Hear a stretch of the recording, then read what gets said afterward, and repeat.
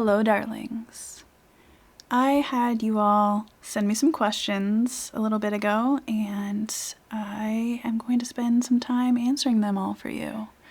If I didn't choose your question, it's because I didn't know what to say. There were a couple of them that were like pretty deep, and I was like, I have no idea. I couldn't come up with them with a good answer. So I might not have done it for that reason, or maybe it was something personal that I didn't feel comfortable responding to. So, but I do have plenty of questions to answer. So I'm going to do this in 3 parts. The first part is going to be personal questions about me. And second part is going to be creator questions. So questions about me as a creator. And then part 3 is going to be dominatrix, femdom specific questions that I have received from you. So strap in, and I am going to take you on a little journey to know a little bit more about me. First question: what is my ideal Saturday night like? I'm pretty boring, actually. I like to be cozy. I'm in my cozy era. I just like to do things that are cozy, chill, comfortable, relaxing as much as possible. So I would say that probably my most likely thing to do on a Saturday night would be to hang out on my couch and watch movies, hopefully with somebody that I enjoy spending time with. Having snacks, something of that nature. That's my favorite thing to do. Next question: what are some of my favorite types of books to read? And maybe a book that I think is my favorite. I really only read horror mostly. I really like horror a lot. I say that probably like 90 to 95% horror is what I would read. My most recent favorite books are both by Nick Cutter, and one is called The Deep and one is called The Troop.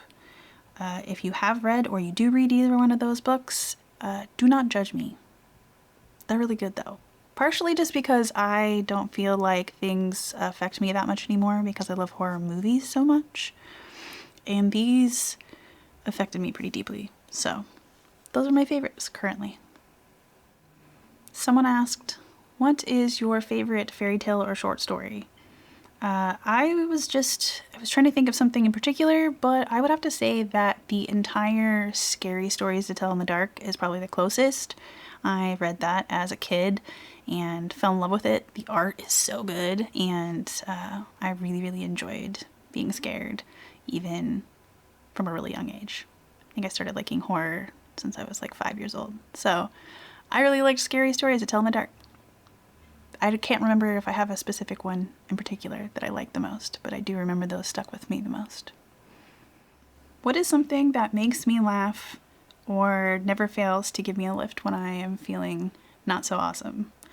I would have to say funny dog videos. I could watch funny dog videos for an eternity, and they always make me feel better. I love dogs so much, and when they're being weird and hilarious, it just makes my whole spirit lift. I really enjoy it. What is something that people might not know about me and that might also surprise them? Well, I'm super introverted, and I'm also neurodivergent, and so I have gotten really great at masking over the years, but in general, I really like spending a lot of time alone. I have only a couple of friends. I don't really have a lot of close friends, probably because I'm kind of weird. But just in general, it's hard to keep up relationships and things, especially as an adult. So yeah, I think people assume that I'm super extroverted. I had jobs before this one that I had to be very extroverted for, so I've had a lot of practice. But I get this question a lot in general. I think I have a lot of gamers that like my content, which is awesome. But they ask me if I like video games. And I do. I spend a lot of my free time playing video games, and they also wanted to know which ones. So in general, I really enjoy playing like crafting or farming sims, colony base building, strategy, as long as it's not too intense, because sometimes if there's too many things, I lose interest. I really like horror games. I like open world RPG games. It's mostly just, if it's cute, that's great. If it has a lot of quests, it's great. I would say that if it just triggers my ADHD brain and I can get hyper focused on it, then it's a win. Piggybacking off of that, I was also asked what my favorite video game is. My most recent favorite video game was A Plague's Tale: Requiem. It was so good. The art was great. The story was great. It was amazing. But I did look up to see how many hours I've played certain games to see which ones I've spent the most time on, and I actually have it written down. I have 1,400 hours in Civilization 6, 500 hours in Slay the Spire, and 100 hours in Against the Storm. All of those games are similar-ish, and they're easy to play. Like, I like to multitask, so I would play a video game while I was doing work. So those things I could just take turns, and then keep doing other stuff. So I would spend a lot of time doing it. But I like a lot of different stuff. And those are just my currents. I was also asked what my favorite cozy games are, and I do really enjoy cozy games also, so I would have to say that my favorite ones are probably Stardew Valley, my time at Sandrock. I also really like Cult of the Lamb, even though I don't know if people would consider that to be cozy, but I think the art's pretty cozy. And also a game called Strange Horticulture. I really like plants, so I really enjoyed playing that one. Unfortunately, it was really short, and it wasn't like super replayable, but I really liked it. So those are usually my go-tos for cozy games. Next couple questions are about music.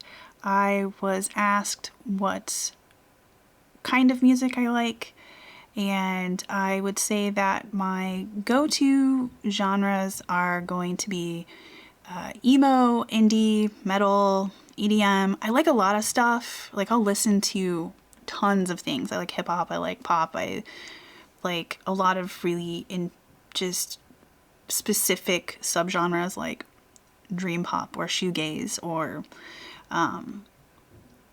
liminal spaces things, ambience. I've listened to a lot of ambiance music, especially when I'm working. So I would say though, I specifically seem to be more into like metal and EDM in the summertime, and then I'm into emo, indie, those things during the fall and winter, which pretty much makes sense energy wise. I was also asked what my go-to comfort band is. I would say that it really depends. I would say that it depends on how I'm feeling, but I think that I mostly choose, on average, up to this point, Hot Mulligan. I really like Midwest emo a lot, and so they have a really great vibe, and they just make really good music. And I've seen them live a couple times. I'd see them live more. I don't think I've ever seen any other band live more than once, so I really enjoy them. Next is vacations, places that I like. So someone asked me what is my favorite vacation spot.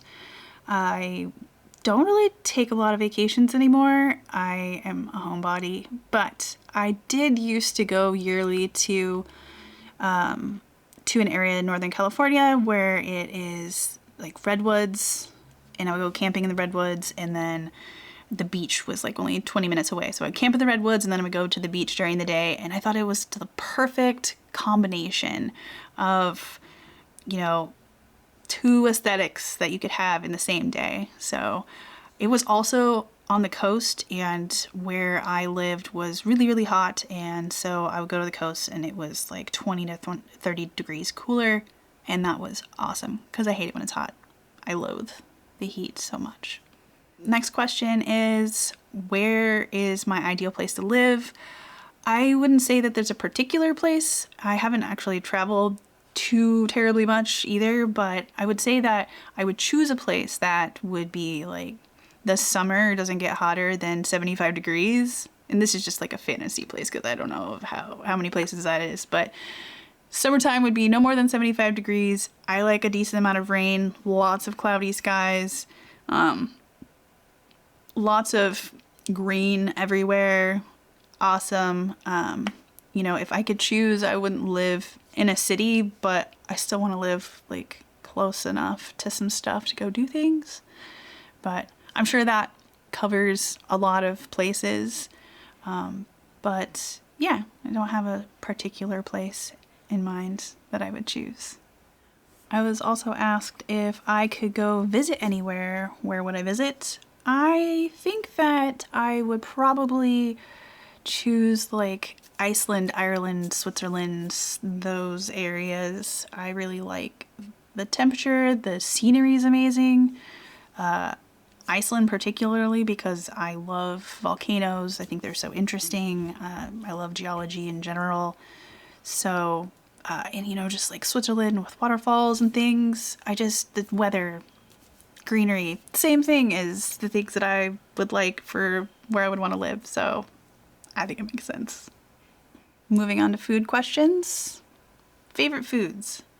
I would say that tacos, specifically tacos, sushi, poke, those are probably my go-tos. I did find some pizza that I can have because I have dietary restrictions, but I found pizza recently that I could have and now I'm craving it all the time. But yeah, I would say those are the go-tos that I prefer most of the time, especially if I'm ordering out. I was asked specifically what my go-to boba or bubble tea order is, and I do have something very specific. I get like a custom order where it is banana, strawberry, pineapple, and what was the other one? Orange. And then I get mini boba and pineapple jelly. That's my favorite. Although recently I got blueberry lemon with like blueberry popping boba. Oh, it's so good. I love it. Somebody specifically asked about my steak order, how I like my steak cooked. I don't really eat steak anymore, but when I did eat steak a lot, I liked it medium rare. I like it to be juicy, but not too juicy, because that grosses me out. No hate to anybody else that likes that, but it's not my thing. Next question is, what is my go-to drink at a bar? I recently stopped drinking, but I love tequila so much. So I would drink margaritas pretty often before I quit drinking, and I also really like just like a beer and a shot of tequila. I love that so much. And before I quit drinking, I found a drink that I really liked called an El Diablo, which is it's similar to a Moscow Mule, but with black currant liqueur and tequila instead of vodka. Tattoo questions. So I got asked about my favorite tattoo. And I would have to say that my favorite tattoo is the Xenomorph on my thigh. And second runner-up would be the Deadite Mia on the back of my calf. Both of those are some of my favorite horror movies, and they were both so well done, and I don't have any tattoo that really quite compares to them. I have a lot of good tattoos, but as far as what I'm into the most, I would say that those are gonna have to be my favorites. I also got asked what my next tattoo is. I don't have a new tattoo planned currently. I keep a running list of ideas because I will immediately forget what my ideas are. So I keep a list of all the things that I want to possibly get in the future. But I currently am mostly just trying to finish this arm. So I gotta fill in more of the background up here, and I need to fill in this bat, which I am not looking forward to. This sucks so bad. But I'll do it eventually. I will. But yeah, those are probably my next tattoos, just finishing up this whole arm, get it all filled up. Someone said, I seem like a very caring and generous person. What are some ways that I like to do those things with people outside of my sub community and followers online? And I would just say that I really like helping people achieve things. I like lifting people up, helping them be successful. I really like being like a hype man or a wingman.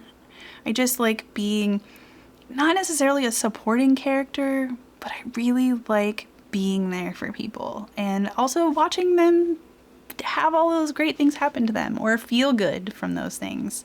It's really important to me. I think little things are really important too, and I am always here to remind people of the little things.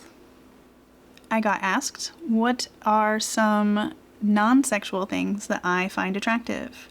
I would have to say that a really kind face, nice smile are peak for me, and also a good sense of humor.